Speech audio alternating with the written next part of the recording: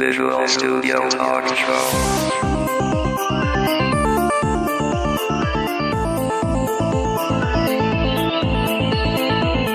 Visual Studio Talk Show est une présentation de la communauté .NET Montréal et de .NET Expertise.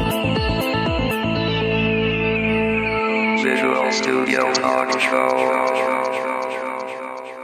Bienvenue à une nouvelle émission du Visual Studio Talk Show. Le podcast où on discute d'architecture logicielle avec la plateforme Microsoft.net. Je m'appelle Mario Cardinal et je suis privilégié d'être, comme à l'habitude, accompagné de Guy Barrette. Salut, ça va bien, Mario? Oui, ça va super bien.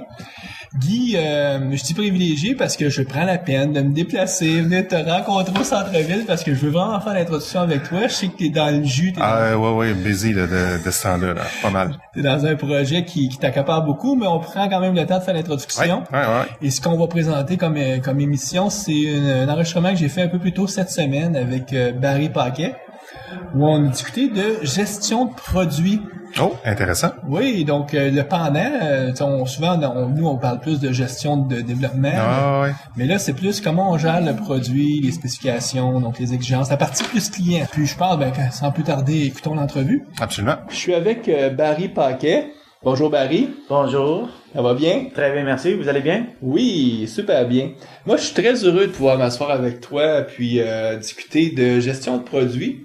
Surtout que c'est pas un sujet qu'on a abordé souvent dans le podcast. Nous, c'est un podcast qui s'adresse aux développeurs. Et là, on va discuter plus de toute la partie exigence, toute la partie, en anglais, on va dire requirement. Souvent, les gens vont parler du client. Puis c'est un peu de cette dimension-là qu'on va discuter aujourd'hui. Dans ton cas, toi, tu vas dire, moi, je vais discuter de gestion de produits parce que c'est ton métier. La formule d'émission est toujours la même. Barry, on commence en faisant un peu une vue d'ensemble de qui tu es, donc ta biographie. Et ensuite, on parle de gestion de produits. Parfait. Contrairement à beaucoup d'invités qu'on a eus, t'as pas étudié en informatique, t'es pas un programmeur ou un développeur. Tu sais comment ça marche, par contre? Ah, absolument. Parce que, pour la petite histoire, moi, je t'ai rencontré cet été à la conférence Agile 2010. Oui. Et j'ai découvert que tu venais de Montréal, que t'es anglophone, mais que tu parles assez français pour faire un podcast. J'espère. C'est à vous à décider, right? C'est moi, je trouve possible au moins. Moi, je trouve que c'est quand même assez bien. Donc, en discutant, j'étais curieux de savoir c'était quoi tes intérêts. Puis là, tu m'as parlé de ta compagnie Quantum Whisper. Tu avais beaucoup d'intérêt au niveau de gestion de produits. Puis là, à un moment donné, je disais, il faut que je garde ça, ce serait le fun de faire un podcast. Et finalement, 6 mois plus tard, on est ensemble. C'est ça. Donc, ça fait quand même quoi? T'as fini, t'étudies en finance? Donc, t'as pas étudié en informatique, t'es fini en... Moi, j'ai étudié, on appelle ça les relations internationales. Right? Ah oui? Oui. Donc, la science, c'est politique, economics, right? Donc, tu voulais faire un peu comme Hillary Clinton ou... Oui, c'est ça. Je voulais aller travailler pour the UN, les Nations Unies. C'est ça, exactement. Mais ça fait longtemps, c'est sûr et certain. Moi, j'ai fait mes études aux États-Unis. Mais en sortant de l'école, c'était en 1960. Où, aux États-Unis? Colgate University, c'est l'État de New York. Ouais. J'étais amateur, j'étais joueur de football, donc j'étais assez chanceux, si tu veux, d'avoir une occasion de Est-ce que tu avais eu une bourse? Une bourse? Oui, pour jouer au Parce que t'es né quand même au Québec. Oui, absolument. Oui. Puis, donc, tu t'as joué au football collégial ici, puis après, tu as eu la bourse? Oui, je sais pas si vous connaissez le Cégep Vanier. Oui. Donc, j'ai joué ici. C'était en 98-99. Et ensuite, j'ai continuer mes études et ma carrière, si tu veux, comme joueur de football. Tu jouais à quelle position au football? J'étais receveur de passe. Oh, la belle belle position. Regarde ma grandeur, vous pouvez pas voir, mais je suis pas tellement gros, right? Non, c'est sûr que sur une ligne de défense, tu te ferais démolir. Oui, absolument. En tout cas, mais après mes études aux États-Unis, j'ai retourné à Montréal. J'ai eu la bonne chance de travailler un peu avec les Redskins, right? Washington Redskins, oui. En plus, les Alouettes ici à Montréal. C'était beaucoup le fun, mais là, tu travaillais plus au niveau vente, au niveau marketing? c'est ça, vente, marketing. Il y avait le domaine, ou plutôt le sport que j'aimais beaucoup, et aussi le côté affaires que j'aimais beaucoup. Donc, j'ai trouvé une place. J'étais très content pour travailler ici pour les Alouettes. J'ai fait ça pendant 2 ans. Et là, j'avais besoin un real job. Parce que toi, quand tu es allé à Colgate University, donc à l'État de New York, tu as décidé d'étudier en comptabilité. Non, j'ai fait mes Relations internationales. oui, relations internationales. J'ai revenu ici à Montréal. J'ai travaillé dans le management consulting. Oui, parce que t'es un consultant. En tout cas, t'as la fameuse certification, là. CMA. CMA. C'est pour ça que ça me trompait. Donc, un moment donné, t'as parlé, c'est quoi, t'as fait des cours du soir à l'université, puis là, t'es allé chercher ton Oui, c'est ça. diplôme. J'avais toujours dans la tête d'avoir ma propre entreprise. Et je voulais, en anglais on dit the tricks of the trade, right? Et Donc, on traduirait en disant, en tout cas, tu voulais l'expérimenter par toi-même. ouais, c'est ça. Je voulais, au lieu de toujours me confier sur quelqu'un d'autre, je voulais avoir au moins une bonne base au niveau de comptabilité, right? Et ça m'a aidé beaucoup aussi au niveau de gestion de produits, right? On fait toujours, c'est souvent des business cases par exemple, right? Que j'ai fait mes études ici à Concordia. J'ai aussi fait mon MBA à UQAM. Et en français. So. C'est pour ça que ton français est Ouais, quand même c'est bien.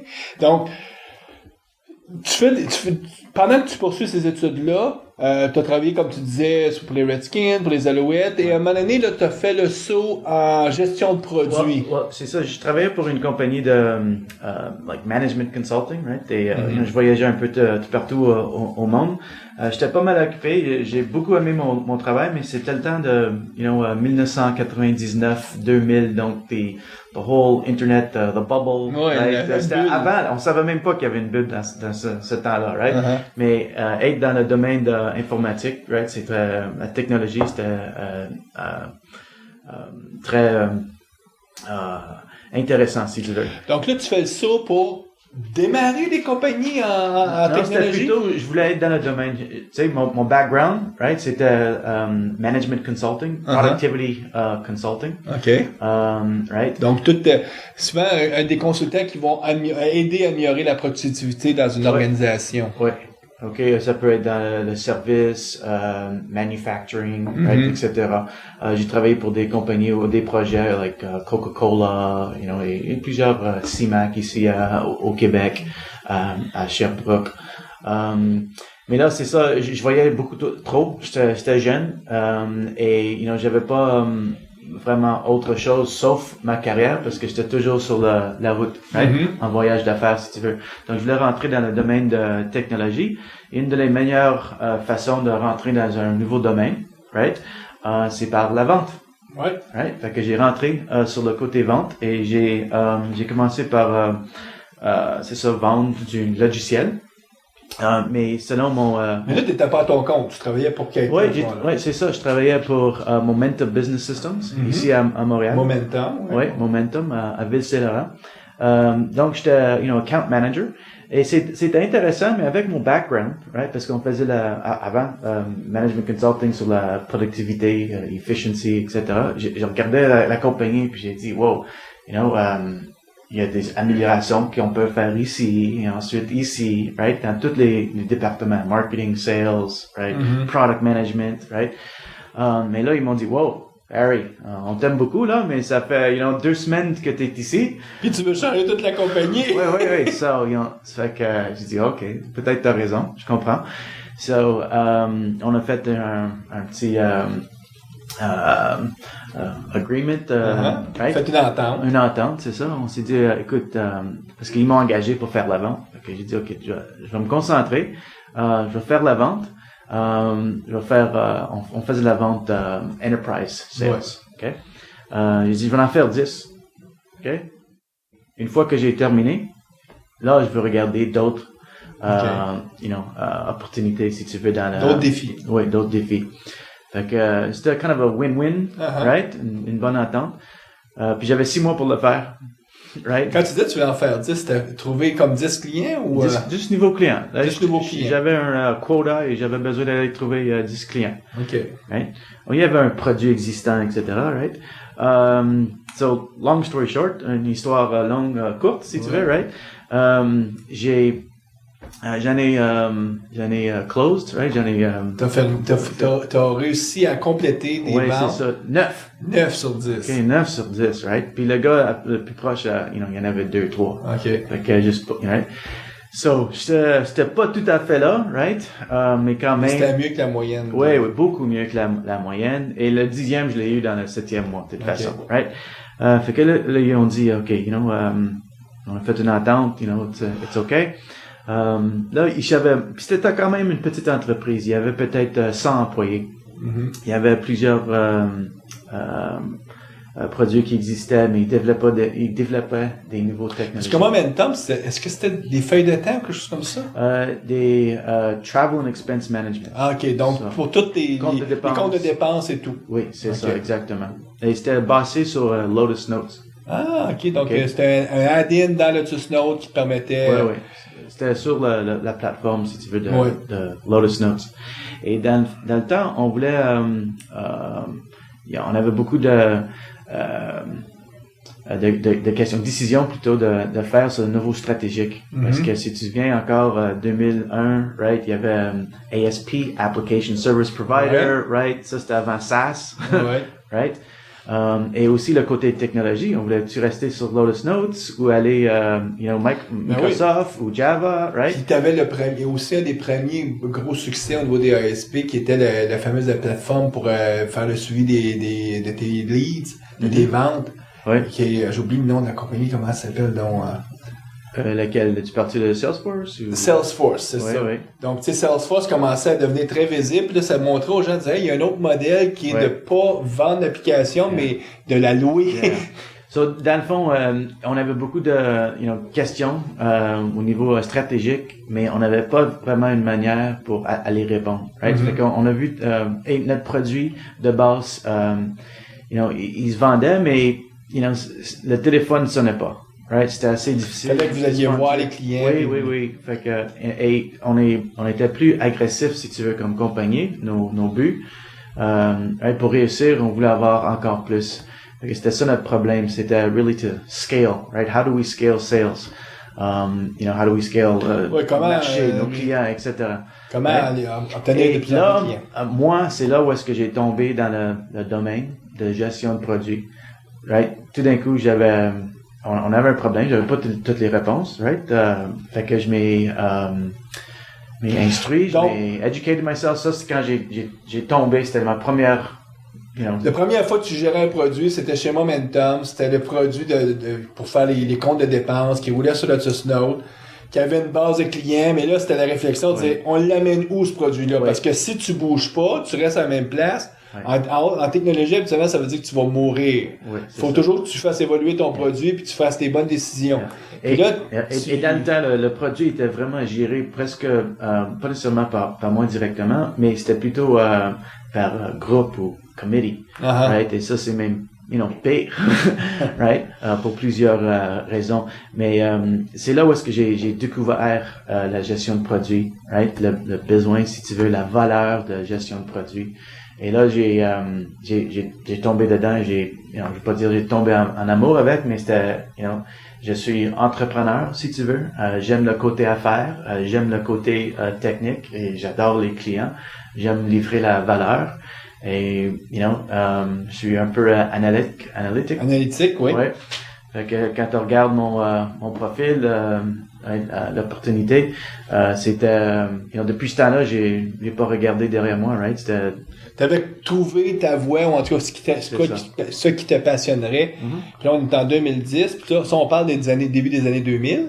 Oui. Donc, ça fait plus de 10 ans là, que tu fais de la gestion de ça fait à peu produits. près avec 10 ans. Puis, mais si on va revenir sur la gestion de produits parce qu'il y a beaucoup à dire là-dessus, puis je vais essayer aussi de le situer par rapport à nos développeurs. Notre auditoire cible, c'est plus des développeurs, donc ils doivent se dire de quoi il raconte, le produit? Moi, je développe du code, Ouais. mais il y a un lien qu'on va faire. Mais dans ta vie à toi, tu as été entrepreneur, c'est-à-dire que t'as dirigé ce produit-là, mais à un moment donné, t'as quitté Momentum, et est-ce que c'est là que t'as parti à ton compte avec Oui. Infinitive. Infinitive? Ça, c'était en 2003, Infinitive? 2003, oui. J'ai démarré une petite entreprise et on a commencé, on était des revendeurs. Fait que low risk, right, un produit qui existait déjà. C'est une technologie assez intéressante. J'avais un partenaire dans le temps et on pensait, qu'on avait, selon nos contacts, etc., qu'on allait pour réussir. Et on a eu beaucoup de... C'était quoi la technologie, ce que vous vendiez comme? C'était l'imagerie numérique. OK, Okay? donc... C'était une technologie l'imagerie numérique, c'est mais est-ce qu'on parle, par exemple, comme pour la cartographie, comme ce que peut faire... Non, plutôt pour des documents papier. Ah, donc c'était vraiment numérisé là, avec Oui, tout le imaging. Oui, document Le- imaging. Ce qu'on appelait finalement le bureau sans papier. C'est exactement. Puis il existe pas encore, right? Ben, c'est un exemple classique qu'on donne quand on parle souvent des technologies qu'on a misère à traverser le chasme, Ouais. comment on traduirait ça, chasme, le fossé Ouais. qu'il y a entre un marché d'innovateurs et un marché Ouais.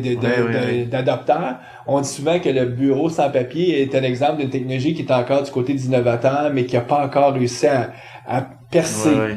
Donc, toi, t'as essayé ça en 2003. Ouais, c'est un bon mot, I think. En tout cas, on avait Mais ta compagnie a quand même eu du succès, puis elle a été achetée. Donc, ça veut Ouais. dire que vous avez trouvé à travers ça. Mais c'est là, il y a une bonne histoire aussi au niveau de gestion de produits, right? On a commencé avec un produit de base, right? Des revendeurs. On avait beaucoup d'occasions de faire des démos, des présentations, si tu veux, à des clients. Ils ont tout, parce que la technologie qu'on utilisait, right, était très intéressante, right? Tout le monde, right, on dit, wow, c'est cool, c'est intéressant. Mais, 12 mois ont passé, puis on n'avait pas une seule vente. Ça, c'est un mot qu'on apprend en gestion de projet. Quand tu as un client qui dit intéressant, ça veut dire, tu viens, tu sais, je ne le jetterai pas, mais je peux pas dire que It's a c'est red pas flag, bon. right? It's a red flag, comme on dit en anglais. Ouais, il y a quelque chose qui marche pas, parce que Yeah. tu veux pas que le client dise intéressant, tu veux qu'il dise, où je peux l'acheter? Quand ils disent intéressant, ils sont polis, si tu veux. Right? So, 12 mois passés, pas une seule vente. Fait que là, on a besoin encore de Tu fallait payer les comptes, hein? Oui, absolument. So, mais en faisant toutes les présentations, il y avait un theme, un thème. Un thème qui revenait récurrent. Ouais. Et, on a rencontré des gens de ressources humaines, de la vente, opération, et aussi la comptabilité, finance and accounting et finance. Okay. Et le thème qu'on a vu, c'est que il y avait toujours du papier in accounting and finance. Et c'était toujours important parce que des regulatory... Donc, finalement, un des thèmes, tu te rendais compte, c'est que le fameux bureau sans papier, et à cause des questions légales, des lois, en tout cas, il y a une partie qu'on ne pourra jamais enlever, qui va rester, qui prend des espèces de factures papier. Oui, et l'autre chose, c'est comme vendeur de logiciels, les requis pour ressources humaines, les requis pour vente, marketing, c'est similaire mais différent. Et on n'était pas capable, on est trop petit comme entreprise, etc. Right? C'est pas notre expertise. Donc on avait besoin de choisir, right? Et avec le theme, le terme, on a vu de finance et comptabilité, il y avait toujours un besoin le papier existait et il y avait un besoin, un real need pour le garder pour dans le temps. Au moins c'était 7 ans. Okay. Right? Fait que j'ai présenté à plusieurs CFO, si tu veux, les comptables. Ouais. Right? Et j'ai montré notre logiciel. Puis ils ont dit, wow, c'est très intéressant. Right? Mais ils m'ont donné un exemple de client ou un exemple d'utilisation. Le scénario. Oui, c'est ça, un scénario. Et c'était un AP clerk. Right? Donc quelqu'un qui processe les factures, right? Un agent qui reçoit les factures, puis... Oui, c'est ça. Donc, il reçoit la facture, par exemple, par la poste ou fax, n'importe quoi. Là, ils ont besoin de rentrer les données dans un logiciel, d'habitude un logiciel de comptabilité ou ERP, right? Ouais. Fait que c'était ça le processus. Puis là, ils ont dit, écoute, là, toi, t'arrives et tu demandes à l'utilisateur de re-entrer, right, double entry, dans un autre système pour mettre le papier, faire disparaître le papier, mais ça fait double saisie. Oui, il y avait un bon point, right? Fait que tout d'un coup, il a dit, écoute, si tu prends ta technologie, et j'étais dans le mode PowerPoint, right? Uh-huh. Si tu prends ta technologie et tu la embed, tu l'intègres, integrate dans notre système de comptabilité, dans le temps c'était un ERP system, Great Plains de Microsoft. Okay. Ça, ce serait intéressant. Que là, j'ai pris mon laptop, right? J'ai retourné au bureau. J'ai fait un mock-up wireframe. Un mock-up, t'as dit maintenant, on va aller voir s'il y a d'autres clients qui veulent la même affaire. C'est ça, right? Fait que j'ai fait un mock-up pour être sûr que je comprends exactement, qu'est-ce qu'ils voulaient. Et là, je m'ai représenté, si tu veux, le même CFO. Puis, tout en PowerPoint encore, with a little bit of animation, right? Uh-huh. So, un petit peu d'animation, mais qui donnait l'impression que c'était ça, mais... So, it was very visionary, right? Puis, j'ai pas dit un mot. OK? Puis, j'ai evaluated, body language, T'as écouté, t'as dit, ouais. C'est ça, right? Et il a dit, wow, if you can do that I will buy. C'est ça que je veux. Là, il t'a dit, si tu fais ça, je te fais un chèque demain matin. Oui, c'est ça. So, retourné au bureau, là, un petit peu excité, right? Mais là, on n'avait absolument pas d'expérience dans le domaine de ERP. Tu connaissais pas partout des logiciels Great Plains et tout. Pardon? Tu connaissais pas du tout Great Plains? Non, c'est ça. Non. En tout cas, c'est une autre histoire, mais finalement, on a réussi à faire l'intégration, right? Et c'était notre premier client. Puis on était très chanceux parce que je me souviens bien, il nous a c'était pas seulement notre premier client, mais c'était aussi il a payé, right, pour le logiciel, right, en tout, si tu veux, mais ils n'ont pas demandé déploiement du logiciel pour presque un an. Fait qu'on avait gagné, c'était la petite joke, si tu veux, entre donc, t'as développé le logiciel, mais qu'eux, avant qu'il soit prêt, que tu allais déployer, ça a pris presque un an, mais il avait payé ton client. Dans le temps, on avait... c'est drôle comment ça fonctionne des fois, mais on a vendu, plusieurs clients qui ont déployé avant eux. Mais c'était quand même notre premier client. Le point, je pense, c'est que, si tu remarques, c'était plutôt d'être devant un client, right? Sortir de l'édifice, right? Avoir des clients, et écouter, et voir le pain point, right? Et ça, c'est important, right? It's really distinguishing entre un nice to have et un vrai besoin. Parce que là, on est de 2003 jusqu'à on est rendu peut-être en 2004, 2005 dans ce bout-là. C'est ça, oui. Et parce que là, cette compagnie-là, Infinitive, excuse-moi. Ouais. Bon, un jour, vous allez vous faire acheter par ImageTag, qui eux autres sont des spécialistes dans le monde du ERP avec... dans le fond, c'est drôle, c'est quand on démarrait l'entreprise, on était revendeurs, mais on revendait leur propre logiciel. Donc, vous revendiez ImageTag. Oui, c'est ça. Là, vous l'avez intégré dans toute la suite des eux autres, il y avait leur propre challenge sur le niveau de vente, puis ils ont dit, c'est qui cette petite compagnie-là à Montréal, au Canada, qui vend beaucoup de logiciels pour nous? Qu'est-ce qu'ils font de bon? Right? Et ça a commencé de là. Et ça a venu un point où est-ce que, ils ont décidé de vous acheter. Oui. Hein? Et là, écoute, de 2006 à 2000, je sais quand, parce qu'il y a des prix que Microsoft donne pour les meilleures, les solutions les plus prometteuses, les plus intéressantes. Ouais. Vous avez gagné certains de ces prix-là en 2006, 2008. Oui. Donc, t'as amené ImageTag finalement à vraiment croître. Oui, c'est avec Infinitive, on a gagné ISV of the Year. Mm-hmm. Donc, le Independent Software Vendor, ISV, donc ça serait le vendeur côté, Dynamics, right? Et une fois rendu à ImageTag, it was Partner of the Year. Ce qui n'est pas des petits prix, là, c'est quand même des grosses reconnaissances et tout.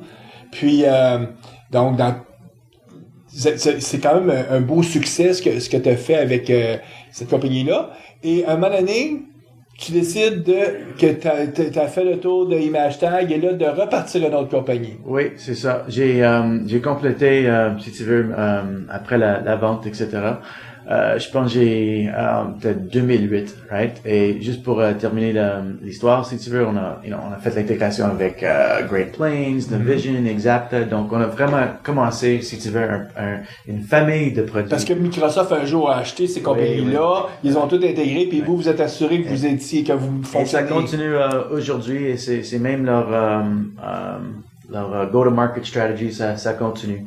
Donc, moi, j'ai, être entrepreneur, si tu voulais, je voulais retourner dans le domaine, je voulais avoir ma propre entreprise. Et là, selon mon propre expérience, comme gestionnaire, parce que j'étais directeur de produits, right, à ImageTag, c'était toujours difficile c'était toujours la question de, requis, requirements, right? Les exigences. Donc, qu'est-ce que ça doit faire, le produit? Oui, c'est ça, exactement.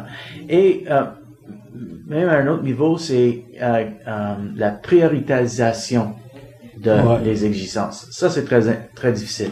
Donc, qu'est-ce qu'on veut dire par là? C'est, mettons que je fais un logiciel, on prend un exemple banal, là, un logiciel de paye. Oui. Mais là, tu peux sortir 18 fonctionnalités, 18 buts que le logiciel devrait faire. Oui. Mais lequel but on fait en premier? Parce qu'on peut pas tout développer le logiciel de bout en bout pendant 10 ans de temps sans le vendre. On veut en vendre à tous les mois, peut-être sortir des nouvelles versions. Oui. Donc, avec lesquelles fonctions on fait en premier.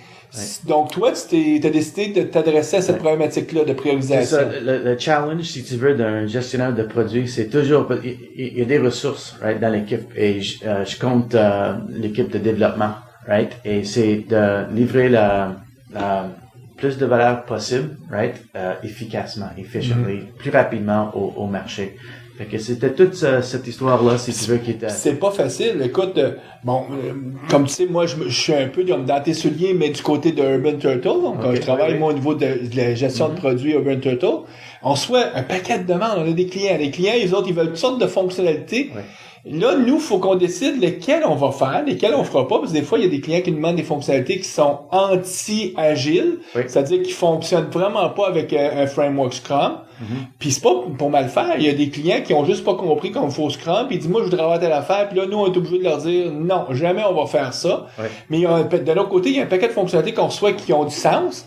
Mais là, laquelle on fait dans la prochaine version, c'est un gros défi parce que tu peux pas juste te servir de ton pif puis dire on va y aller comme ça parce que tu veux des méthodes un peu plus factuelles, un peu plus en tout cas qui vont te donner plus de succès.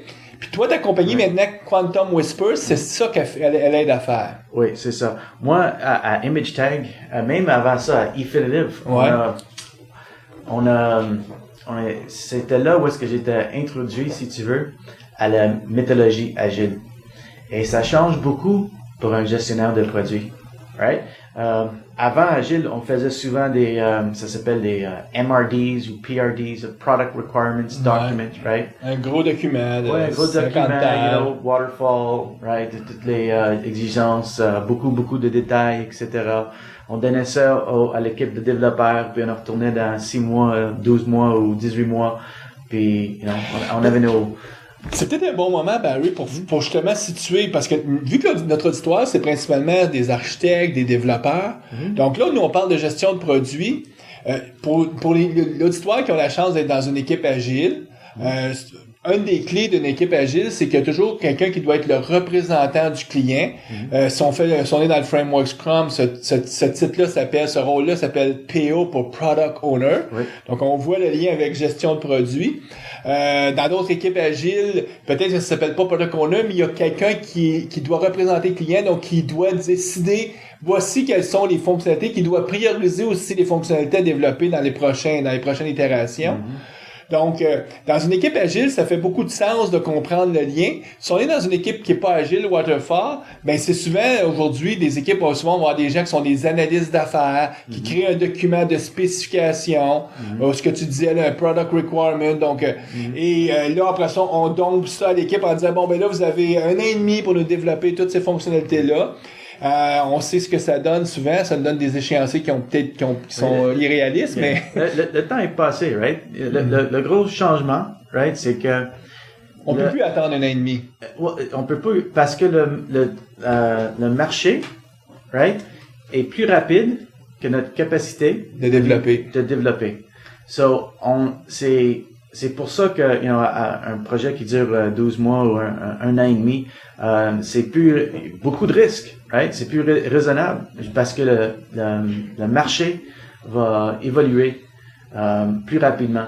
Ça, c'est une de les raisons pour lesquelles le marché est ouvert ou agile, si tu veux. Nous, une chose qu'on a découvert aussi beaucoup, c'est t'as jamais toute la capacité de construire les fonctionnalités que les clients voudraient avoir. Donc, les clients te demandent des user stories en disant, pourrais-tu me faire ça, pourrais-tu me faire ça? Et l'art du fameux product owner, c'est pas juste de savoir bien prioriser, mais c'est un moyen de dire, ça, là, c'est trop compliqué, on le fera pas comme ça. C'est de ramener à l'essentiel pour arriver avec juste donc de découper nos fameux user stories en plus petites, puis livrer juste un petit peu, puis vraiment être bien, sortir du bureau, comme tu dis, être en lien avec les clients, les écouter pour dire, pour regarder ton produit simple. Ça, c'est pas facile à faire. So, nous autres, on appelle ça your value props. Ouais, right? Une proposition de valeur. Ouais, assez haut niveau, right? Ou moi j'aime le terme steel thread, right? Ça c'est du. Comment on traduirait ça, steel thread? Un thread, c'est un fil. Un fil, mais en steel. Ouais, en acier. En acier, donc, right? tu veux des. Ça aide. C'est la bonne traduction, c'est l'armature. L'armature sur laquelle tu vas. Si tu penses à un processus du début à la fin, mais just a thread, seulement Ouais, donc c'est comme construire ton armature, puis après ça, le produit va venir se greffer par-dessus, puis si t'as bâti la barre d'armature, tu peux peut-être enlever des gros pans d'armature pour garder juste ce qu'il faut, puis après ça, le produit est beaucoup plus simple à faire, plutôt que de bâtir souvent en français, on dit une machine à gaz. Okay. Il y a beaucoup dans notre industrie, c'est un pattern très récurrent. Des compagnies qui sont dans un mode très d'efficience ou de compétence, les autres, ils bâtissent des machines à gaz. Beaucoup de fonctionnalités. Microsoft est un bel exemple de ça. Ils font des produits avec des milliers de fonctionnalités. Puis, grosso modo, il y a peut-être juste 100 sur les 1000 fonctionnalités qui sont vraiment les fonctionnalités essentielles. Si tu regardes un produit comme Microsoft Word, moi, j'utilise peut-être pas plus que 100 fonctionnalités, mais il y en a 1000 là-dedans. Peut-être que Microsoft aurait intérêt à faire différentes versions de produits pour adresser différents marchés. Mais on ne viendra pas dans l'histoire. Puis ils ont quand même réussi à en vendre pas mal de copies. Donc, il faut croire que c'était peut-être pas une mauvaise stratégie. C'est facile de porter un regard après dire « Ah, moi, si j'aurais été à la place de Microsoft, j'aurais pas fait Microsoft Excel de cette façon-là. » Ben, le jour où on fera un succès comme Microsoft Excel, on pourra peut-être essayer de donner des... C'est quand même une compagnie qui ont assez réussi, si tu veux. Oui, hein, ça va... Une bonne avenir à venir aussi, ça. Donc, si on revient... Donc, aujourd'hui, tu es propriétaire de Quantum Whisper. Quantum Whisper, grosso modo, ça fournit c'est pas c'est un service que vous offrez. Donc, c'est une application qui est sous forme de software as services. Oui. Puis, grosso modo, ça te permet de pouvoir gérer tout ton processus de priorisation de produits. Dans le fond, c'est pour aider le gestionnaire de produits ou même le product owner, right? On appelle ça en anglais market evidence, les faits. Right? Prendre des décisions sur les faits. Aller chercher des évidences. Évidence, c'est ça. Okay? Souvent, dans des petites entreprises, des moyennes entreprises et même des grandes entreprises, quand les décisions sont faites sur les exigences pour la prochaine itération ou même release, right? C'est les gestionnaires qui se placent dans une salle comme celle-là, right? Et souvent, les product owners, ils vont commencer avec une liste, right? Mais qu'est-ce qui arrive, c'est il y a quelqu'un qui cogne à la porte et c'est le VP de vente, right? Ou c'est le VP de technologie des fois, ou même des fois c'est le CEO, right? L'entrepreneur, right? Puis ils vont donner leur opinion. Ouais. Moi, j'aimerais ça que le produit ait... Oui, c'est ça. Puis ça, il n'y a pas d'évidence qu'il y a vraiment un besoin pour ça. Le vendeur, il est intéressé pour avoir son quota, la nouvelle montre, right? Ou whatever, le gros prix de l'année. Le CTO, il aime beaucoup la technologie, right? C'est normal, c'est correct. Et le founder, il y a de l'expérience dans le domaine, mais l'expérience dans le domaine, ça fait 10 ou 15, 20 ans, right? So, et quand tu es un product owner, c'est très difficile, right? D'être devant eux, discuter avec eux, parce que si c'est une opinion contre l'autre, tu vas toujours perdre. Ouais. right? Mais si tu peux te placer et dire, écoute, c'est intéressant qu'est-ce que vous dites, right? Sauf, regarde, ce requis ici, right? J'ai 8 demandes de clients qui ont demandé. Où il y a 75% de notre clientèle existante qui sont intéressés plutôt, right? Donc ça change un peu l'équilibre, right? Et c'est ça qu'on essaie d'amener. Barry, toi, là, dans ce que tu as vu et connu, est-ce que tu as des exemples d'évidence de marché les plus classiques là, qu'on peut retrouver là, pour aider peut-être nos auditeurs qui se posent la question qu'est-ce qu'on veut dire par des market evidence? Oui. Bon, je pense que la première chose qu'on essaie de viser, au moins comme product owner ou même gestionnaire de produits, c'est de faire des entrevues avec des clients, right? Fait que aller les visiter, les observer, right, dans leur propre domaine, avoir plusieurs discussions, si tu veux. Mais le truc, c'est vraiment d'écouter au lieu de parler. Vous êtes comme gestionnaire de produits, product owner, vous êtes jamais dans le mode de vente. Ça, c'est ça peut te rendre des modes. C'est la pire chose à faire. T'as pas besoin de convaincre. Écoute, les clients devraient te dire ce qu'ils veulent. Ouais. Fait que je dirais, first and foremost, première chose, c'est des entrevues avec des clients. Get out of the building, right? Sortir, aller. Il n'y a pas de réponse dans l'édifice, si tu veux, right? Ils sont tous au marché avec vos clients. Fait que je dirais ça, c'est la première chose. L'autre chose, c'est des surveys. Ouais, faire des sondages. Des sondages, oui. Et de plus en plus, et, comme notre produit, right? On fait des sondages, mais on fait des sondages avec nos propres clients et aussi les utilisateurs. C'est très important parce que quand tu penses à une compagnie de logiciels, souvent ils vendent leur logiciel à les acheteurs économiques. Ouais. Okay? Et les acheteurs économiques, c'est pas toujours les utilisateurs. Okay? Un bon exemple, c'est un logiciel de comptabilité ou ERP. Tu vends au CFO, mais les gens qui l'utilisent, right, c'est vraiment les AP clerks, AP and AR. Mm-hmm. Right? Et au niveau de marketing, right, encore comme gestionnaire de produits, on aime faire le marketing vers les acheteurs économiques parce qu'ils contrôlent les fonds. C'est les autres qui décident. Oui, exactement. Right? Le dernier mot, si tu veux, et souvent le budget aussi. Mais au niveau, ils peuvent t'aider au niveau stratégique des fois, right? Mais au niveau de, features and functions, right?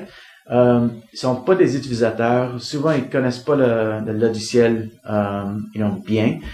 Et on n'a pas toujours accès aux utilisateurs. Donc, ce que tu dis, c'est qu'il faut vous différencier le message d'une équipe de marketing qui veut vendre un produit. Elle va s'adresser souvent aux décideurs. Mm-hmm. Tandis que nous, quand on est du côté gestion du produit, il faut se préoccuper beaucoup plus des utilisateurs parce que ce qu'on vise, c'est qu'on a des utilisateurs qui ont une expérience ultime parce que s'ils sont heureux, il y a des chances qu'on ait d'autres clients puis que en anglais on dit the word of mouth, donc le bouche à oreille fasse que tu aies de nouveaux clients. Oui. Sûrement comme gestionnaire de produits, toi tu dois vivre dans les deux domaines si tu veux, Mm-hmm. mais au niveau de requis, voice of the customer, etc. Les utilisateurs c'est important. C'est eux qui vivent avec leurs produits. S'ils l'utilisent pas, ils l'aiment pas. Et là, tu vas sûrement perdre des clients. Et aujourd'hui, avec SaaS, Software as a Service, right, Mm-hmm. le switching cost, right, il existe presque plus. Donc, c'est très facile de changer d'un logiciel à l'autre. Puis les clients, c'est ce qu'ils recherchent maintenant. Ils veulent plus de solutions qui les attachent avec un fournisseur puis avec lesquels ils vont être pris pendant 10-15 ans. Là. Des Lotus Notes, les gens n'en veulent plus de ça. Ouais, c'est ça. Et la troisième chose, on a dit, la première chose, c'était des entrevues avec des clients, right? Après ça, la deuxième, des sondages. Des sondages. Et l'autre chose, c'est, qu'est-ce qu'on fait, nous autres, c'est, même avec SaaS, maintenant, vous avez souvent des centaines et des milliers de clients. C'est presque impossible d'aller les visiter, right? Mm-hmm. Fait que nous autres, on essaie de faire ça dans une manière électronique, on the web, right? Fait qu'on on a des customer advisory boards, right, si tu veux, et on collecte des requis, on a des vote up, vote down, des discussions comme ça. Donc c'est ramener un peu tout ce qu'on appelle aujourd'hui le web 2.0 qu'on connaît bien avec Facebook, avec LinkedIn, où est-ce que les gens sont capables de voter, tout ça. de ramener ça du côté de notre produit. Absolument. Souvent avec souvent on va avoir un site web de support, donc on peut tout merger ça pour qu'en plus de se donner du support, les gens, on peut demander à nos clients de donner nous des idées. Parce que les clients, on peut avoir des très bonnes idées de fonctionnalités que nous, on ne pense pas, puis et on peut demander aussi aux clients de voter et de dire ça, c'est une bonne idée, c'est pas une bonne idée. Oui, absolument. Et notre vision, juste pour te share with you, si tu veux, c'est que, quand on reçoit le feedback du client, d'habitude, c'est parce qu'il est déjà en production. Ouais. OK? Et souvent, il est déjà trop tard. Donc, ce que tu dis, c'est cette boucle de rétroaction-là, quand tu as déjà un client qui est acheté, faut que tu aies compris comment vendre un client, puis réussir à comprendre comment vendre un client, c'est un processus par lui-même, puis c'est un processus extrêmement ardu. Et trop souvent, si tu as juste la mécanique pour aller chercher le feedback avec un groupe, un site web de support, c'est trop tard. Ça te prend une boucle de rétroaction avant même d'avoir des clients. Absolument. Comment on fait ça? Yeah. So, et c'est ça. Là, on parle un peu de la notion, du customer development, right? Ouais. Donc, développement de clients, mais surtout dans le contexte de nouveaux produits, parce que là, ça veut dire que t'as... Oui, ou peut-être un produit qui est pas nécessairement performant, right? Comme on vous qui répond pas bien aux besoins de la clientèle, puis là, tu dis, il faut qu'on leur ressente, on le repositionne. Yeah. Mais, quand on parle d'agile, right, et sprints, iterations, etc., il y a des points, right, sprint review, right, où est-ce qu'on peut, le product owner, il représente le client, mais, pense si on pourrait avoir le client au lieu de le product owner, le client lui-même, right? Mais quand t'en as pas encore, là, t'es nouveau, t'as pas de clients, donc t'essaies d'aller chercher des potentiels. Yeah, so, quand tu démarres un nouveau produit, c'est vraiment une partie, du lean startup. C'est assez quand même, je vais pas dire nouveau, mais de plus en plus la pensée, si tu veux, dans le domaine de technologie. Mais on commence toujours avec une idée, right? On va aller en affaires ensemble, on va faire telle chose, right? Puis là, je donne pas de traduction pour Lean Startup parce que je pense pas qu'il y ait une traduction francophone. Et ceux qui s'intéressent au démarrage d'entreprise, Lean, comme dans Lean Manufacturing. Oui, comme dans Lean Manufacturing, mais Lean Startup, vous faites Bing ou Google et vous allez aisément trouver beaucoup d'informations là-dessus. C'est un domaine très vaste dans lequel il y a une sous-ensemble qui s'appelle développement de clients. Puis c'est de ça qu'on dit customer development. Mais dans le fond, c'est au début on commence avec une idée et l'idée c'est la notion c'est de pas investir trop avant que c'est nécessaire, right? Donc au lieu d'aller développer un produit, une solution, right, va au marché et validate it. Parce qu'avant, le modèle, c'était les gens ils disaient « j'ai une idée. » On s'isole pendant un an et demi, on développe, on dépense une couple de centaines et peut-être même de millions de dollars. Et quand on a le produit, là, on va voir au marché.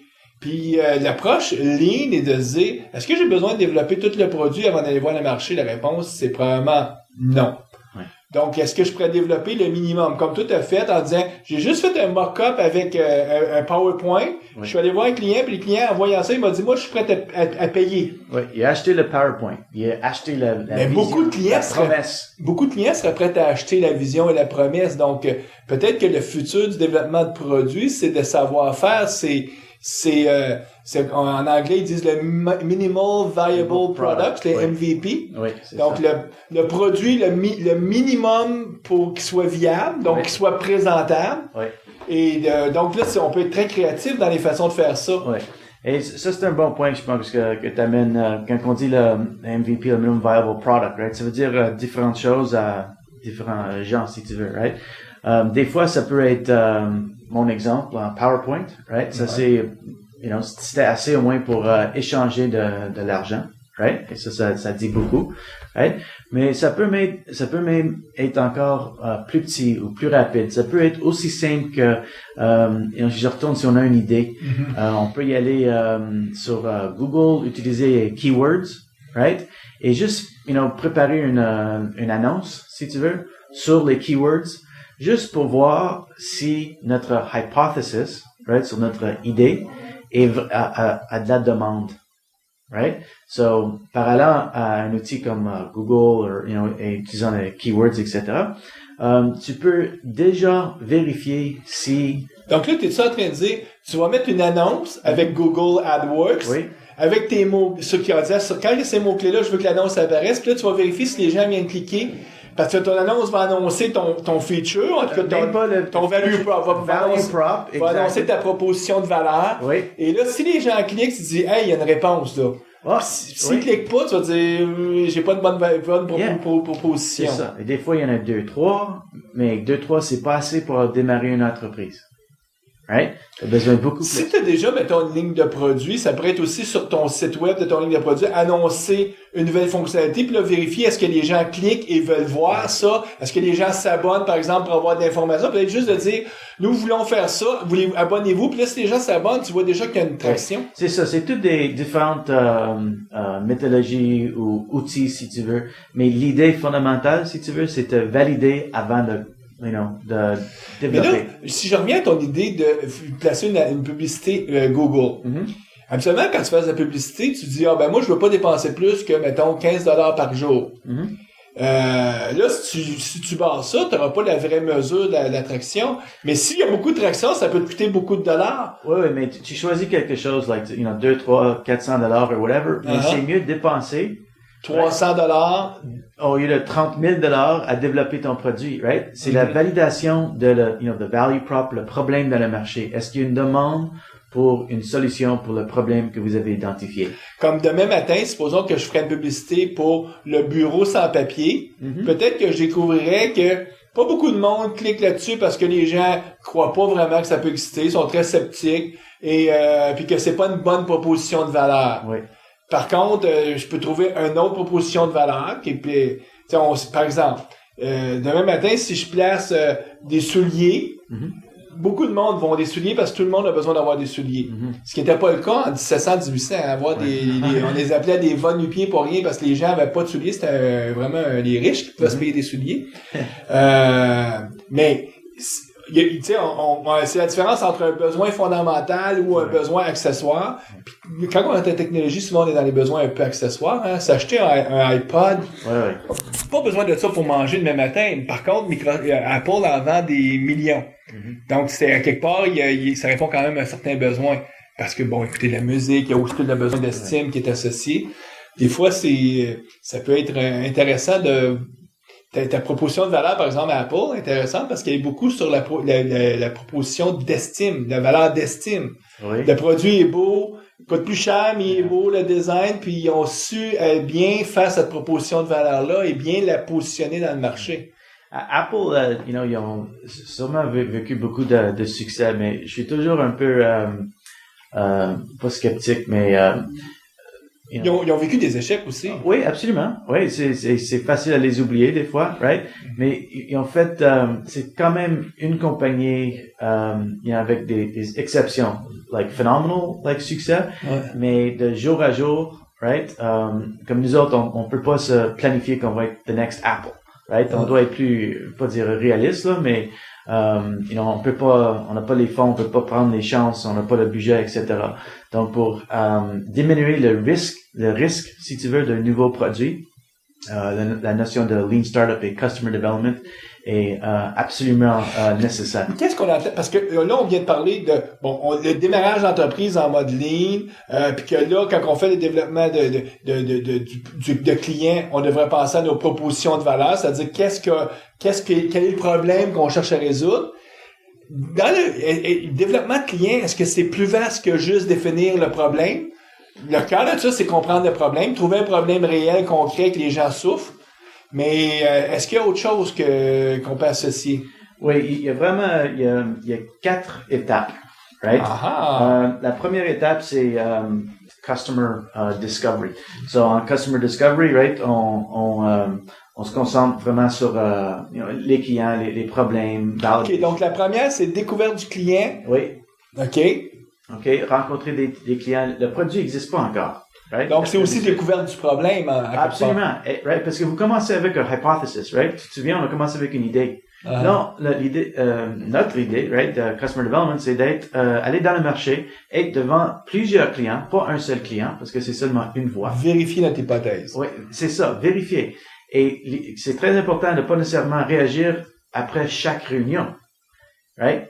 T'as besoin d'aller avec votre hypothèse, right, et pas changer absolument rien, avec plusieurs clients. Et une fois que tu vois un nouveau terme, Mhm. un theme, right, un nouveau message, là, en équipe de Customer Development, qui est un côté affaires et un côté technique, si tu veux, ensemble, là, vous décidez, OK, on change. Et des fois, quand c'est un changement, ça peut être un petit changement ou quelque chose de plus gros, plus grand, right? On appelle ça like a pivot, right? Et là, Donc, c'est intéressant. C'est qu'il y a une conversation, une boucle d'interaction, et on réagit, et on rechange le message, et on retourne revérifier, revalider. Parce que dans la fameuse découverte du problème, découverte du client, je suis sûr qu'il y a beaucoup d'auditeurs qui connaissent quelqu'un dans leur entourage qui a toujours 3 millions d'idées. On connaît du monde, ils ont toujours des idées, mais toujours un peu farfelu, parce que quand ils nous racontent leurs idées, on est toujours là, dire « Je ne ferais pas ça, cette affaire-là ». Mais ces gens-là sont hyper convaincus, puis souvent, une des attitudes qu'ils ont, ils sont pas très à l'écoute. Ils sont dans un sales pitch. Ils veulent te vendre leur idée. ouais. Puis c'est probablement pour ça qu'ils ont pas beaucoup de succès en affaires, parce que t'es peut-être mieux d'avoir moins d'idées et de chercher à écouter, puis après ça, de se dire, le feedback, je change. Puis comme tu dis, ça peut pas juste être des gens à faire qui changent, parce qu'il faut que tu changes ton produit. Donc, souvent, c'est une équipe moitié technique, moitié vente, ou moitié... affaires, dans le fond, c'est une équipe à faire, t'as raison. Oui, OK. Et c'est des gens qui peuvent, qui sont sûrement un petit peu analytiques, mais qui est important, c'est qu'ils doivent avoir l'aptitude d'écouter, right? Et savoir, quand parler, quand... Donc là, on est dans l'étape 1 qui est découverte du client. Du client, oui. L'étape 2, c'est quoi? On appelle ça like a customer validation. Fait que, en ce moment, donc la vérification, la validation que le client veut vraiment. Fait que, en customer discovery, la première étape, right? On a regardé, on a fait des tests, si tu veux, sur notre hypothèse de problème, right? On a vérifié, right? Si nos hypothèses assumptions, right, sont valides, right? Et là, après cette étape, on décide, est-ce qu'on est, est-ce que ça va bien ou il y a quelque chose qui manque? S'il y a quelque chose qui manque, on arrête, puis on retourne. Ça ressemble beaucoup à une iteration, right, ou un sprint en développement, sauf ça se fait sur le côté affaires. On recommence. Et une fois qu'on a réussi à faire la boucle, the iteration, right, d'habitude c'est plusieurs fois. Et une fois qu'on trouve quelque chose ou quelque chose qui resonates, right, qui a du bon sens, si tu veux, là on peut y aller à la prochaine étape. Et la prochaine étape, right, c'est customer validation. Et là on commence à regarder des choses comme validate le positioning, le message, la position du produit. Connaître mais le là, marché. Dans quelle mesure c'est différent cette validation-là que la validation qu'on faisait quand on allait discuter, avoir une conversation avec des clients pour identifier leurs besoins? C'est quoi qui est différent? C'est-tu parce qu'on va avoir un nombre plus grand de clients pour aller chercher pour vérifier que ce qu'on avait identifié dans la première étape est vraiment bonne? Oui, ça continue. C'est la deuxième étape. Right? Le premier, tu te concentres vraiment sur la découverte. Oui, c'est exact. La découverte, right? Et la deuxième, c'est plutôt pour vous préparer pour faire la vente. Donc, tu vas te concentrer sur la validation. Oui, exactement. Donc, l'autre, tu as assuré que tu avais bien découvert. Là, tu vas t'assurer que tu as bien validé, que les clients veulent bien acheter le produit. Et dans cette étape-là, on va commencer à regarder en profondeur le business model, right? Tout d'un coup, c'est maintenant parce qu'on connaît le client et on connaît le problème. Là, peut-être on peut mettre un coût sur le produit. Combien qu'on va charger? Donc, c'est à cette étape-là qu'on va chercher à trouver notre prix pour le produit. Oui, là, on retourne devant les mêmes clients. Puis, la semaine dernière, on a parlé, on a juste jasé, au niveau d'un problème. Mais là, j'ai une solution pour ton problème, right? Ou si j'avais une solution, est-ce que tu payerais $100 par mois, $1,000 par mois, ou 150 000. C'est ça. Moi, j'ai déjà connu ça. J'ai déjà travaillé pour une compagnie où on vendait un serveur à 50 000 le serveur. Ouais. Les clients, quand ils venaient, on leur disait ça, ils faisaient comme ouh. Ouais. Mais bon, il était un temps justement dans la bulle de Internet. Là, on commence à penser de, so average selling price, le ROI, le return on investment, mais pour le client, right? Uh-huh. Pour le client et aussi pour nous autres, right? Gérer notre propre produit. Mais ça peut prendre combien de temps après cette étape-là de validation? La découverte, on sait que ça peut prendre plusieurs temps parce qu'il va falloir que tu reviennes, puis avant d'être sûr que tu as vraiment ciblé un vrai problème, puis qu'il y a une résonance des clients qui disent oui, ça peut te prendre des mois. Oui. Mais la validation, est-ce que ça se fait en semaine ou? Non, ça peut être la même chose. Des fois, ça peut être plus long. Et si tu fais la même, another sprint itération, si tu veux, right? Il y a une petite boucle. Et si à la fin de la boucle, tu n'as pas encore trouvé un repeatable sales process, right? Ou un modèle d'affaires avantageux. Mais ça va être quoi la condition de succès? Ça va être que tu as un modèle répétitif. Sais-tu que là, tu as des clients qui agitent? Oui, là, ils commencent à acheter. Oui. Okay. Et là, tu regardes pour, patterns, best practices, c'est quoi le messaging. Donc, c'est pas quelque chose que tu fais avant même d'avoir tu sais, au début de l'identification, mais à un moment donné, il faut que tu aies un produit à vendre.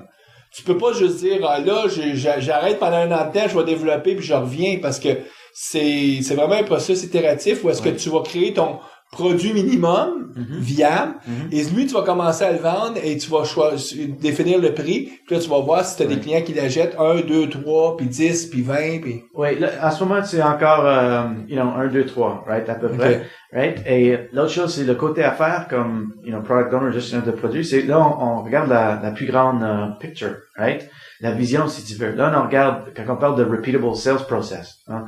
OK comment je vais distribuer mon produit. Est-ce que je vais la vendre direct? Des revendeurs? Right? Il y a des choses, là, on doit valider. Est-ce que, si on veut faire, des revendeurs, OK, il y en a combien? Comment est-ce que je peux les, accéder, si tu veux? Donc, on peut faire la validation avec des revendeurs, right? Peut-être c'est pas un client, qu'on rencontre, c'est un revendeur ou un partenaire. S'il n'y a aucun revendeur qui veut même revendre ton produit, tu as déjà une réponse que ouf, c'est pas bon. Non, ça c'est pas une bonne manière de distribuer mon produit, right?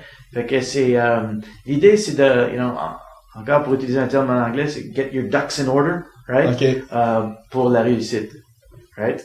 Donc c'est bien ordonné tous les enjeux pour être en mesure de pouvoir les évaluer correctement.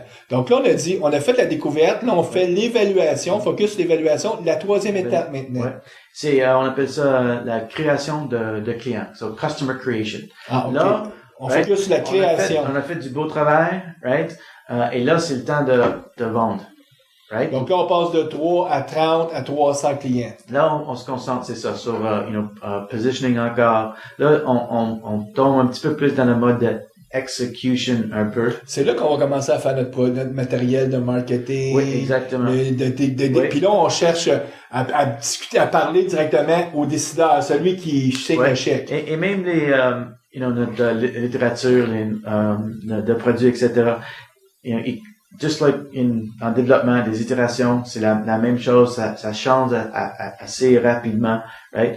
Mais là, on se concentre sur la demande lead generation, right? On a besoin de valider nos hypotheses au niveau de...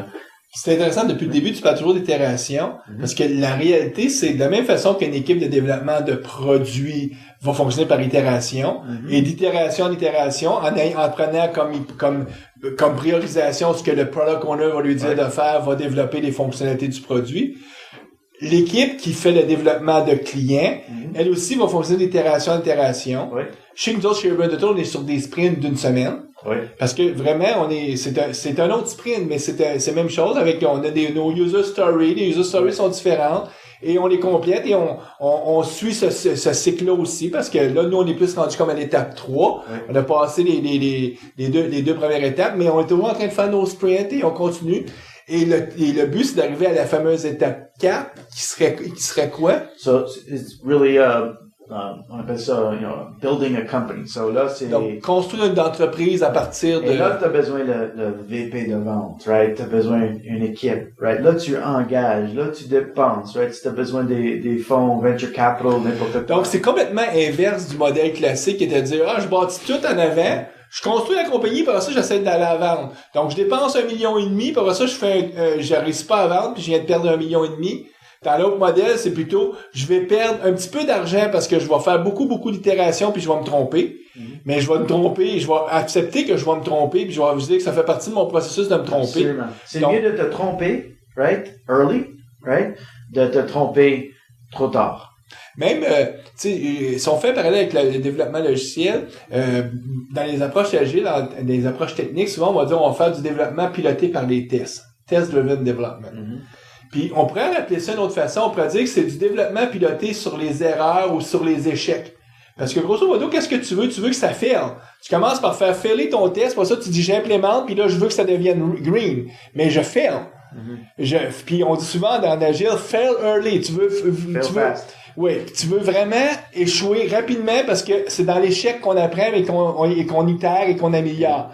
C'est la même chose en développement de produits. Tu veux vraiment t'appuyer sur un processus où tu dis, je vais faire tous les échecs, mais à minimum coût, à coût mince, mais à un moment donné, je vais trouver un vrai produit, un vrai besoin, puis là, je vais trouver vraiment comment être capable de vendre à ces clients-là, comment être capable de pouvoir reproduire ça, donc de pouvoir amener, et là, je construirai une compagnie là-dessus. Oui, c'est ça. Je pense que tu as bien fait un beau sommaire, si tu veux. Je dirais une chose sur le côté au moins produit, on essaie d'être assez positif. So, au lieu de dire fail fast, right? On dit like learn fast. Oh oui, donc right? Apprendre plutôt que d'échouer. Oui, apprendre rapidement, right? C'est vrai que c'est mieux dit comme ça que de dire c'est quoi ton modus vivendi dans la vie? Moi c'est d'échouer le plus rapidement possible. T'as l'air loser un peu, hein? C'est ça. So, tandis que si tu dis non, moi je veux être un fast learner, je veux être quelqu'un qui apprend rapidement. Ça veut dire la même chose à quelque part. Parce que c'est un processus d'apprentissage, c'est un processus empirique. Un processus où est-ce qu'on essaie d'apprendre qu'est-ce qu'il faut faire, mais du côté client, donc du côté produit. Un peu comme les gens qui développent, eux autres, le produit, ils apprennent comment faire la solution. Puis ça aussi, c'est aussi compliqué. Mais c'est les deux doivent marcher dans la main. Apprendre à faire la solution, donc savoir développer, c'est une chose, mais apprendre aussi à définir le produit, donc à définir les exigences, c'est aussi très complexe. Ardu, et c'est probablement pourquoi souvent les développeurs, on se plaint, on dit le client, il sait pas ce qu'il veut. C'est pas qu'il sait pas, lui aussi, il est en train d'apprendre. Mais souvent, moi, j'ai entendu ça. On a parlé aux gens du département, là, je sais pas, moi, le département XYZ, là. Je sais pas ce qu'il veut. Puis, mais probablement, il manque un peu de fait, évidence. Il manque d'évidence, il manque peut-être aussi de leadership, parce que une des choses que tu as dit quand il y a trop de voix, right, à la table, c'est très, très difficile à gérer. Ben, une des choses que tu as dit au début, justement, tu travaillais dans une organisation initialement où est-ce que beaucoup de monde participait à la décision. Puis dans le framework Scrum, une des choses que Ken Schwaber puis il a dit le rôle de PO, c'est une personne et un décideur. Parce que puis on accepte de donner un certain pouvoir à cette personne-là parce que c'est pas facile. Oui. Et donc toi tu serais un peu de cette école-là de dire ben écoute, tu peux pas avoir 18 personnes qui vont décider pour un produit, il faut qu'il y ait un décideur. Mais tu peux avoir une équipe, par contre. C'est ça le défi ou le challenge d'être product owner, parce que ça change, là. Au lieu de faire une décision par comité, si tu veux, là, c'est une personne, le product owner, il a besoin des grosses épaules, right? Right, je sais que nous, sur Urban Turtle, je peux parler de ça, nous, la personne qui décide, c'est Dominique Dany. C'est lui notre PO. Moi, je suis dans l'équipe de développement de produits, mais j'ai pas de pouvoir de décision sur qu'est-ce qui vont être des fonctionnalités. Je peux essayer d'influencer. Beaucoup. Vous êtes une ressource disponible au product owner, right? Et des fois, vous avez l'expertise dans un domaine, donc ils peuvent venir te voir, right? Te demander des questions. Tout à fait. Avoir une discussion. Et c'est la même chose avec les autres, les exécutifs dans la... Ben, comme François Brogard, qui est aussi dans notre équipe de développement de produits. Lui aussi, il va influencer beaucoup, mais c'est pas lui qui a la décision finale. La décision finale, elle revient à Dominique. Nous, on a décidé que c'était lui qui décidait. Et ça veut pas dire que c'est gelé tout le temps. En tout cas, depuis plusieurs itérations, c'est Dominique qui décide. Peut-être qu'un jour, les rôles vont changer, mais on a toujours un seul décideur. Et parce que premièrement, pour l'équipe de produits, c'est facile. Ils savent c'est qui les décideurs. Si moi, je vais voir quelqu'un de produit, je dis, hey, j'aimerais que tu fasses telle chose. Premièrement, ils vont me regarder en disant, hey, c'est pas dans le sprint. Puis premièrement, ils vont dire, t'es pas PO, toi. Ouais. Ils vont reconnaître ce qui est la valeur que j'amène. Yeah. Mais c'est comme ça qu'on vient avoir un processus structuré et qu'on réussit à avoir un contrat intelligent puis fair entre toutes les parties, parce que sinon, si c'est n'importe qui, n'importe quand décide n'importe quoi, c'est le chaos. Puis le chaos... Mais toi, tu dois le voir aussi quand même, parce que on le voit dans les équipes de développement. Il y en a beaucoup d'équipes de développement qui sont très chaotiques, où rien est vraiment bien spécifié, tout va tout croche. En produit, j'imagine qu'on doit voir ça aussi, parce que oui, le domaine de gestion de produits est encore immature, right? Surtout quand on le jumelle avec des approches de développement agile, là, c'est encore plus immature parce qu'il y a vraiment pas beaucoup d'organisation. Oui, so même, si on regarde agile à part, mais juste le domaine de gestion de produits, right? C'était développé par des grandes compagnies like Procter & Gamble, right? Ça existe. 3M. Oui, c'est ça, right? Mais c'était pour des produits hard, right? Or like hardware products, or une table ou des produits de très tangibles. Exactly, tangible products, right? Et tout d'un coup, dans les années 80, etc., right? La technologie augmenté, right?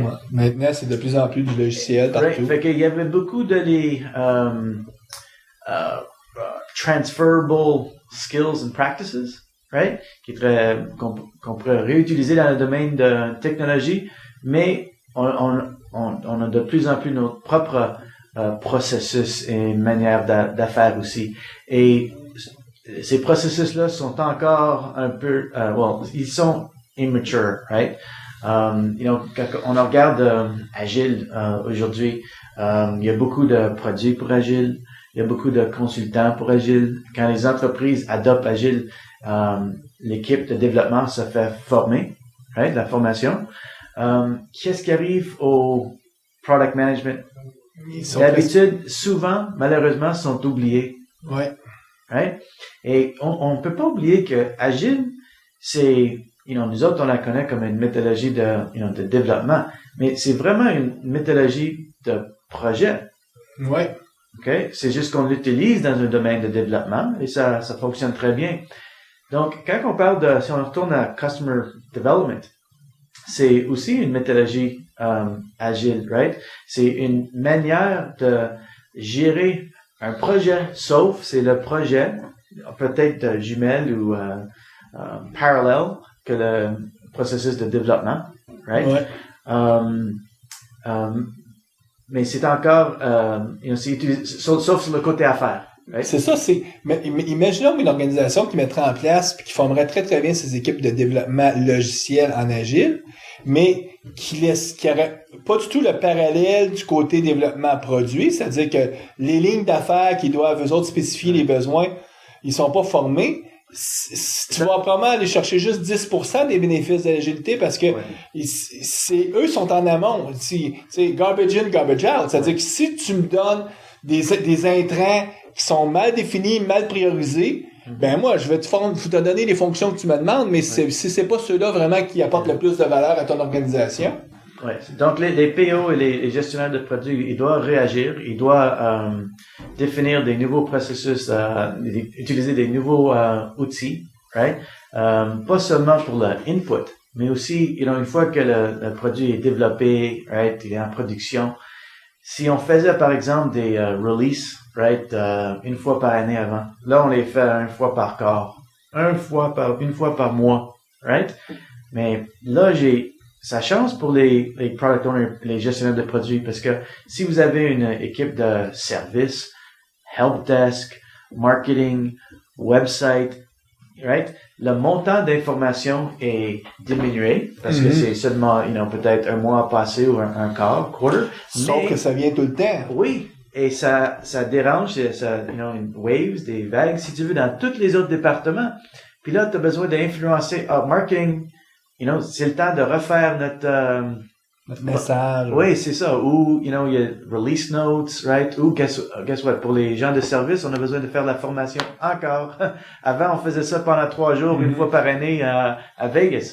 Là, c'est chaque mois, on s'assit sur le cas que tu nous parles, c'est l'effet que ça a dans les grandes entreprises où ils font souvent du développement à l'interne pour leur parce qu'on s'entend, il y a différents types de produits. Tu as des produits, mettons, pour les compagnies externes. Nous autres, Urban Turtle, on fait un logiciel qu'on vend à l'externe.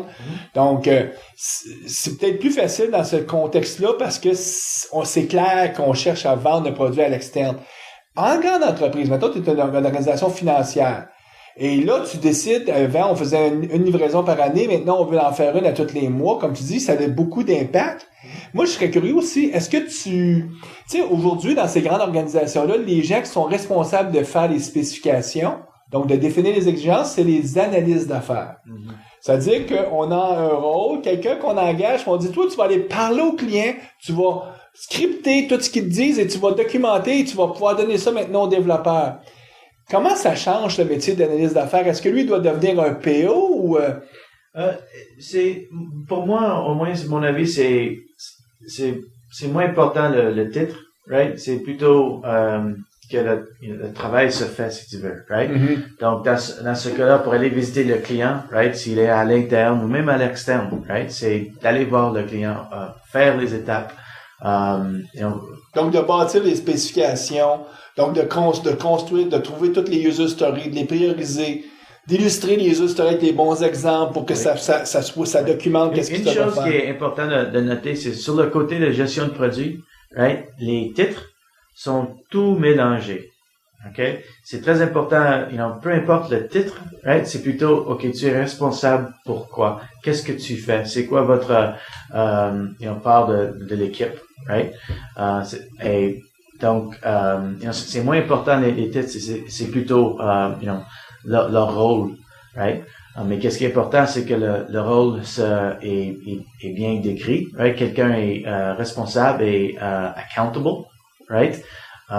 Et avec ces deux choses-là, vous pouvez avancer, sans avoir un PO, si tu veux, right?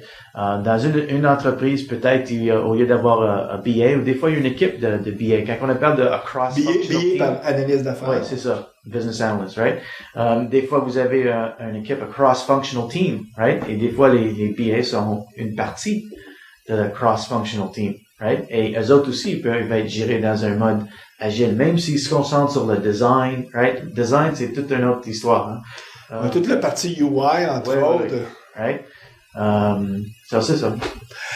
Écoute, je pense que ça fait le tour. Moi, ce que j'aimerais peut-être en terminer, c'est, est-ce que tu as quelques liens, ça peut être des blogs que toi tu lis ou un livre, quelque chose que tu aimerais recommander aux auditeurs qui voudraient en savoir un peu plus? Oui, je pense que si vous êtes un PO ou si vous voulez devenir un PO, un product owner, même si vous avez si vous êtes dans un environnement une petite entreprise ou un start-up, right, ou si vous voulez vous êtes enthousiaste gestion de produits, la Bible, si je peux utiliser le terme, right, en ce moment pour customer development, right? Mm-hmm. Ça s'appelle 4 steps to the epiphany. So, the 4 steps to the epiphany. Et ça vient d'un professeur, un entrepreneur avec plusieurs succès, si tu veux. Et maintenant, il est professeur. Il s'appelle Steve Blank. C'est B-L-A-N-K. Steve Blank. Mm-hmm. Et son livre est disponible sur l'Internet. Amazon. On va mettre le lien, nous autres. OK, super. C'est $30. La seule chose, c'est que, j'ai mentionné, il est professeur, mais le livre était créé pour une classe. OK. Right? Fait que c'est pas nécessairement... c'est pas un livre qui a été revu avec des éditeurs et tout, donc il peut y avoir des typos, des choses comme ça. Si vous êtes intéressé dans, particularly customer development, je pense que c'est la meilleure suggestion comme formation de base. OK, parfait. On va mettre le lien, nous. Écoute, Barry, te remercie beaucoup. J'espère que ça va aider nos auditeurs à comprendre un peu mieux ce fameux rôle de directeur de produit, en tout cas les gens responsables de la gestion de produits, qui vont comprendre que la vie n'est pas simple non plus pour les clients de l'autre côté. Oui. Souvent, nous, quand on s'occupe de la partie technique, donc de développer la solution, on a l'impression qu'il y a juste nous qui souffrent et qui travaillons fort, mais c'est pas vrai. Il y a d'autres endroits dans l'organisation où on doit travailler très fort. Hein? Ouais. Ben, merci encore. Bon, merci à vous. J'ai beaucoup aimé ça. Merci à tous. Assistez aux rencontres de la communauté .NET Montréal afin de parfaire vos connaissances des technologies.net et afin de faire du réseautage. Pour l'agenda des rencontres, veuillez consulter le www.netmontreal.com.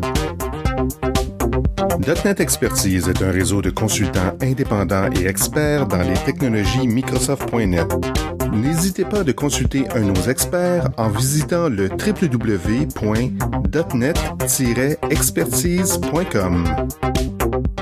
Les actualités avec Guy Barrette. Écoute, on est la fin de l'année, Noël approche dans une semaine, donc il n'y a pas vraiment grand-chose.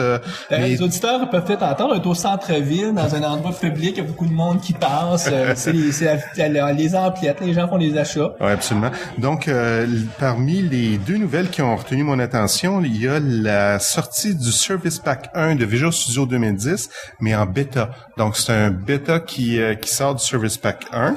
Ça, c'est bizarre. Puis, un Service Pack, c'est une des premières fois que j'entends parler que Microsoft sort en bêta un Service Pack. Ouais, en fait, il y a peut-être eu un petit peu d'historique auparavant, mais effectivement, c'est pas commun. Parce que là, on annonce que ça va être peut-être juste quelque part dans 2 ou 3 mois que le vrai Service Pack 1 va vraiment être relâché par Microsoft. Oui, absolument. Donc, il y a sûrement des impacts importants, là. Donc, ça doit être pour ça, sans connaître vraiment tous les détails, là, ça doit être pour ça que Microsoft sort une version bêta. Ben, on sait que maintenant, Microsoft a l'habitude d'utiliser les Service Packs pour relâcher des nouvelles fonctionnalités. C'est peut-être ce qui explique qu'on est rendu maintenant avec des Service Pack bêta. Ouais.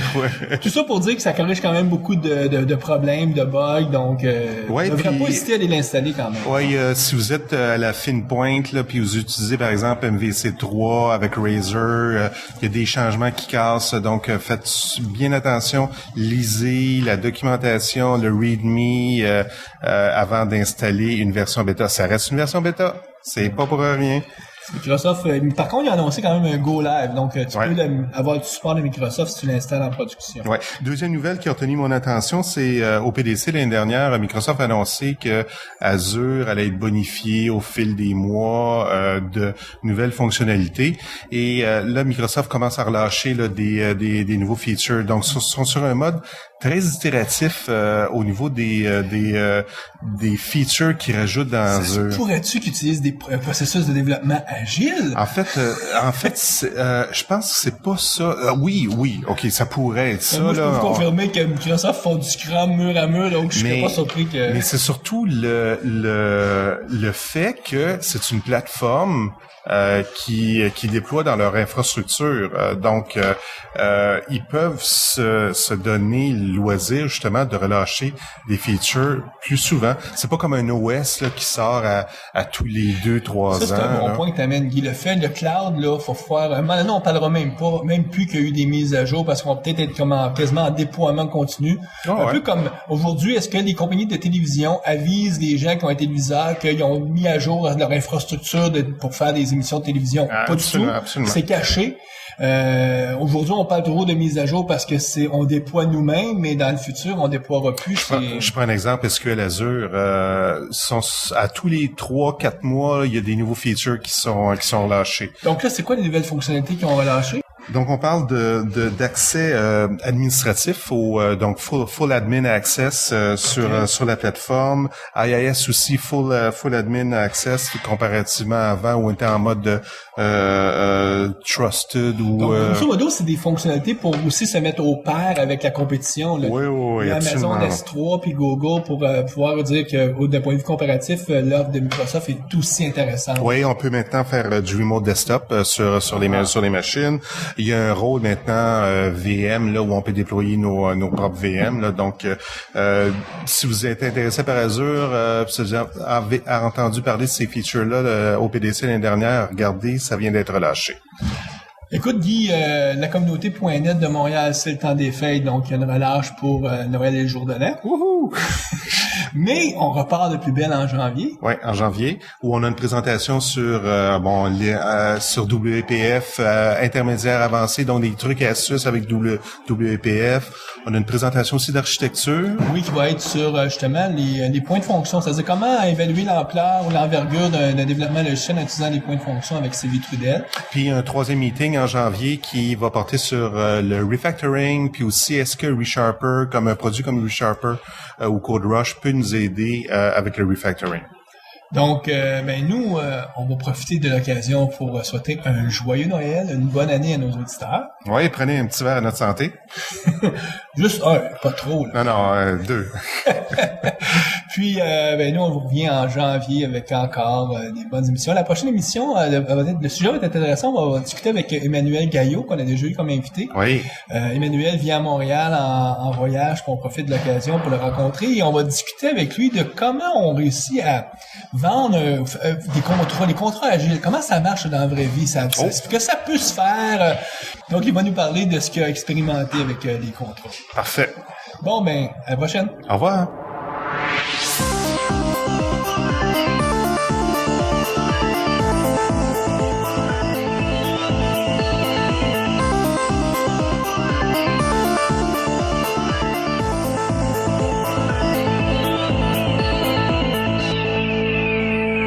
Visual Studio Talk Show.